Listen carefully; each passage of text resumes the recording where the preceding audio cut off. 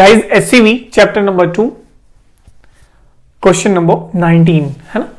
क्या कह रहा है कि give an example if a dot b is equal to c dot b और कंडीशन क्या दिया है कि vector a not is equal to vector c है ना। उसने ये कंडीशन लगाया है कि एक वेक्टर a जो है वो दूसरे वेक्टर के बराबर नहीं है, ध्यान रखना।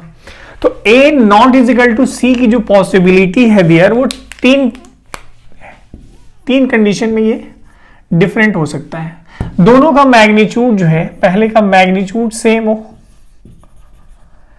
डायरेक्शन डिफरेंट, तब भी ये दोनों क्या हो सकते हैं, a और c अलग अलग है ना। दूसरा direction same but magnitude different हो, तब भी हमारा a और c अलग अलग होगा है ना।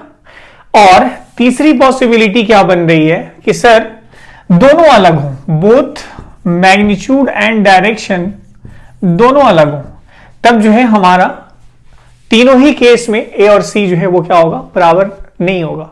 तो मतलब वेक्टर a और वेक्टर c अगर बराबर नहीं है तो तीन पॉसिबिलिटीज बन रही है। ठीक है सर, अब आपको इसका एग्जांपल समझाना है कि कौन सा एग्जांपल ऐसा हो सकता है। तो डियर, जब इसको हम एक्सपैंड करेंगे तो ध्यान से देखो, this is a b cos of theta 1, हम मान लेते हैं थीटा 1, और this is c b cos of theta 2। ठीक, इस एक्सप्रेशन को ध्यान से देखने पर एक चीज पता चल रहा है कि मैग्नीट्यूड चाहे कुछ भी हो, अगर हम थीटा 1 और थीटा 2 की वैल्यू अगर 90 डिग्री ले लें तो हमारा ये जो प्रोडक्ट है वो बराबर हो जाएगा। ठीक है, हम एक्स वाई प्लेन, जैसे ये हमारा जो प्लेन है एक्स वाई, दिस वन, इस प्लेन के परपेंडिकुलर अगर हम बी को सिलेक्ट कर लें ऐसे है ना, ऐसे सिलेक्ट कर लें और हम ए वेक्टर को इधर ले लें या सी वेक्टर को भी इधर ले लें, ठीक है। लेकिन ये कंडीशन जब हम लेंगे दोनों का डायरेक्शन सेम, तो मैग्नीट्यूड दोनों का क्या होना चाहिए, डिफरेंट होना चाहिए, तब भी ये वैलिड हो जाएगा।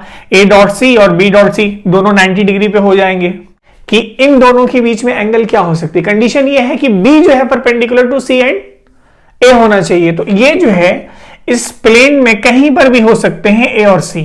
ठीक, तो आपका क्या होगा कि a डॉट c जो है वो b dot c dot b के बराबर होगा। ठीक, अब देखो ये तो हमारा था थ्योरेटिकल टाइप का है ना एक्सप्लेनेशन। रियल लाइफ में तुम इसको ऐसे फील कर सकते हो है ना, जैसे मान लो ये कोई स्मूथ सरफेस है ना, और ये तुम्हारा कोई ब्लॉक है ऐसा, ठीक, और ये जो सरफेस है वो स्मूथ है, यानी कि फ्रिक्शन की वैल्यू 0 है, समझ गए। और इस ब्लॉक को हम क्या कर रहे हैं, इस डायरेक्शन में मूव करा रहे हैं है ना। तो आपका v वेलोसिटी हमने जब दिया तो एक सर्टेन टाइम के बाद मान लीजिए कि आपका ब्लॉक जो है वो इतने दूर पर आ गया है ना, this one is the displacement.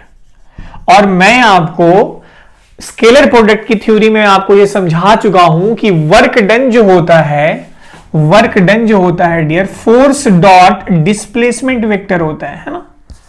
अब यहां से देखो, जब ये ब्लॉक जो है y डायरेक्शन में, इसके ऊपर क्या लगेगा, mg फोर्स नीचे है ना। हर बॉडी जो है, हर बॉडी के ऊपर जमीन जो है नीचे की तरफ फोर्स लगाती है, और चूंकि ये बॉडी जो है जमीन की सरफेस से नीचे नहीं जाती, इसका मतलब ये हुआ कि जमीन की सरफेस जो है इस बॉडी के ऊपर इक्वल अमाउंट में ऊपर की तरफ फोर्स लगाती है।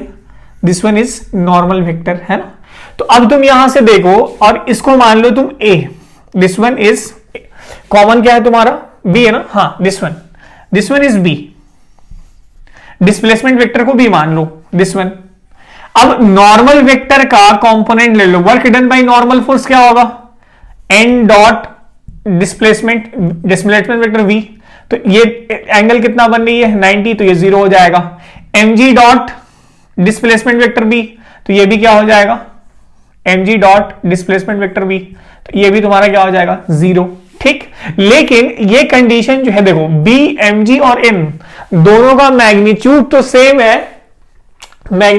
सेम है, बट डायरेक्शन जो है वो क्या है, अलग अलग है।